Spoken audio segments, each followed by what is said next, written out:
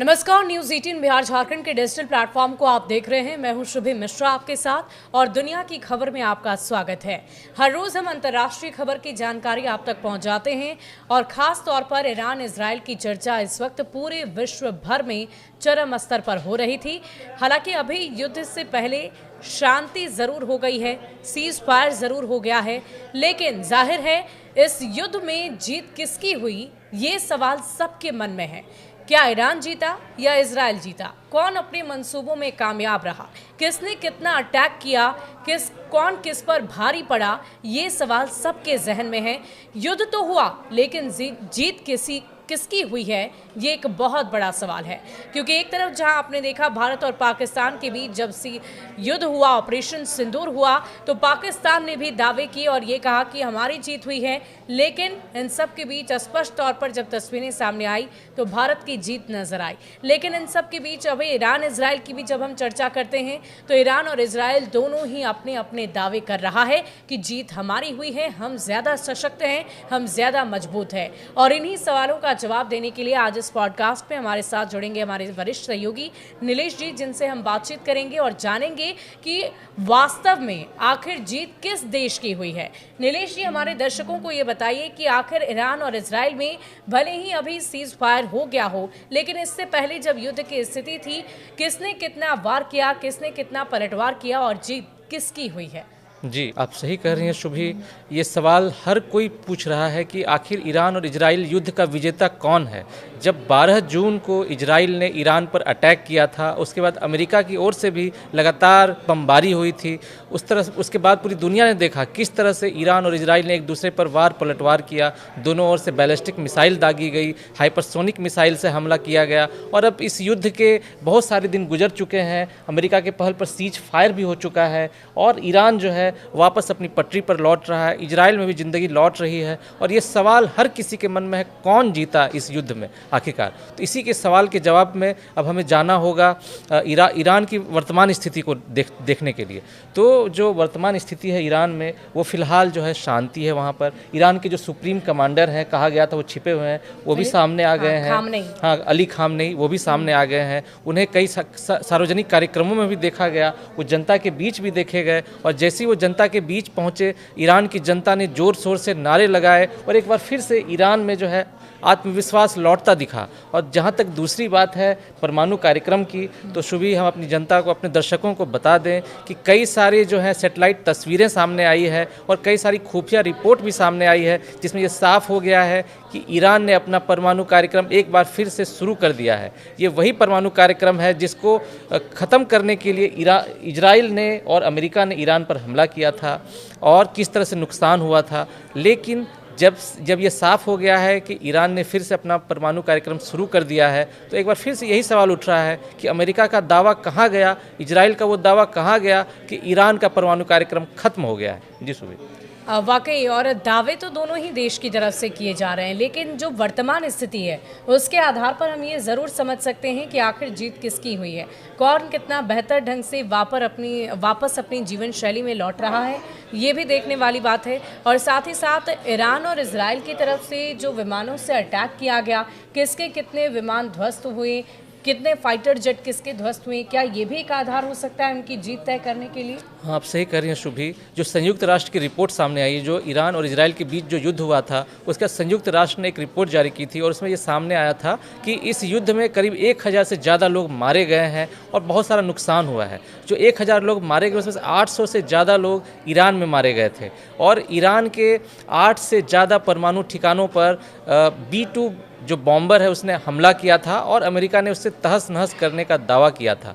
लेकिन जैसे ही ये रिपोर्ट सामने आई है कि ईरान ने अपना परमाणु कार्यक्रम शुरू कर दिया है, उससे अमेरिका के दावे पर सवाल उठ गए हैं। हालांकि अमेरिका ने इन दावों को खारिज कर दिया है कि ईरान अपना परमाणु कार्यक्रम नहीं चला रहा है। लेकिन जैसे ही खामनेई सामने आए, वापस लौटे, जो वो छिपे हुए थे 12 दिन तक, तो यानी कि अब सवाल उठ रहा है कि इजराइल और अमेरिका के हाथ में क्या है, क्या लगा।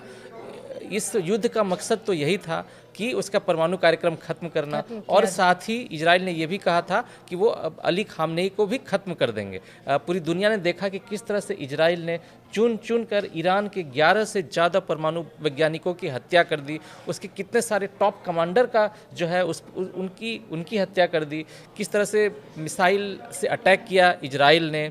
और इजराइल की ओर से ये दावा किया गया कि ईरान को बहुत बड़ा नुकसान हुआ है। हालांकि ईरान की ओर से भी जवाबी अटैक किया गया था। हमने देखा भी किस तरह से ईरान की मिसाइल्स ने इजराइल के जो शहर हैं हाइफा, यरूशलेम, वहाँ की राजधानी तेल अवीव पर किस तरह से बमबारी की, और उस ईरान की ओर से किए गए बमबारी को रोकने के लिए अमेरिका सामने आया। उसके बाद फिर जो बाकी और देश हैं, कतर, सऊदी अरब, उनकी ओर से भी मदद मिली, तभी जाकर के इजराइल बच सका ईरान के हमलों में। यानी कि ईरान को जिस तरह से कमतर आंकने की कोशिश की थी अमेरिका ने, इजराइल ने, वो उस तरह से उससे कहीं ज़्यादा बड़ा जो है देश साबित हुआ। ईरान के पास अभी भी बहुत सारे टेक्नोलॉजी है, तकनीक है, अभी भी बहुत सारे परमाणु वैज्ञानिक हैं ईरान के पास, जिसके जरिए ईरान अपने मंसूबे जो है वो पूरे कर सकता है। यही वजह है कि अमेरिका ने बीच में कूदकर उसको सीज फायर किया। अमेरिका को जब भरोसा हो गया कि ईरान के परमाणु कार्यक्रम खत्म हो गए हैं, तहस नहस हो गए हैं, तभी उसने युद्ध के 12 दिन के बाद जबरन दबाव बनाकर जो है ईरान को दबाव बनाकर सीज फायर करवाया। अब जो है सीज फायर के बहुत सारे दिन गुजर चुके हैं और इस युद्ध के कारणों की समीक्षा हो रही है, हार जीत की समीक्षा हो रही है। लेकिन जो समीक्षा हो रही है उसमें ये साफ पता चल रहा है कि अमेरिका और इजराइल के हाथ कुछ भी नहीं लगा, क्योंकि अभी भी ईरान का परमाणु कार्यक्रम फिर से चल रहा है। खामनेई भी जिंदा है और वो ईरान को एकजुट करने की कोशिश कर रहे हैं। ईरान पूरी मजबूती के साथ एक बार फिर से उठ चुका है और जितनी सारी तैयारी युद्ध के पहले उनकी तरफ से की जा रही थी वो अभी भी बदस्तूर जारी है। जी, आप सही कह रही हैं। यानी कि ये युद्ध जो है ईरान और इजराइल का युद्ध अभी खत्म नहीं हुआ है, ये कड़ी है। ये ईरान और इजराइल दूसरी बार आमने सामने भिड़े थे। इससे पहले भी उन दोनों देशों के बीच युद्ध हुआ था और ये दूसरी बार है जब ये हवाई के जरिए युद्ध हुआ।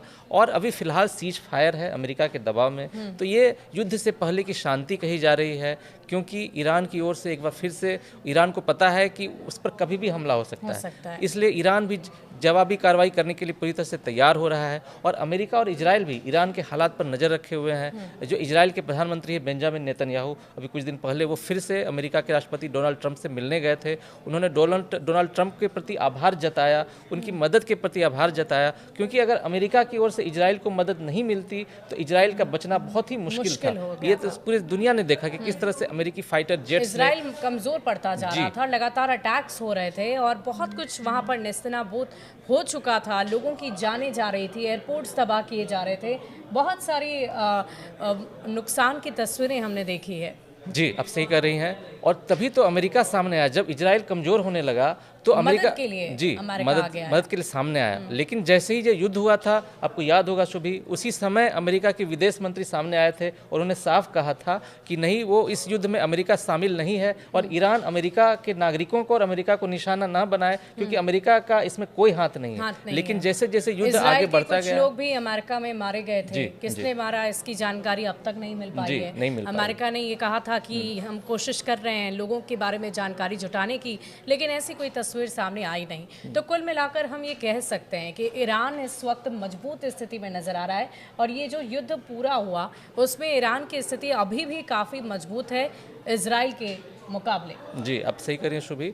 अभी ईरान जो है अपनी ताकत बटोरने की कोशिश कर रहा है, जमा करने की कोशिश कर रहा है। हालांकि ईरान को इस युद्ध में बहुत नुकसान हुआ है, बहुत सारे कमांडर मारे गए हैं, बहुत सारे परमाणु वैज्ञानिक मारे गए हैं, उसके परमाणु ठिकानों को भी नुकसान हुआ है और बहुत सारे लोग भी मारे गए हैं, इंफ्रास्ट्रक्चर को बहुत नुकसान हुआ है।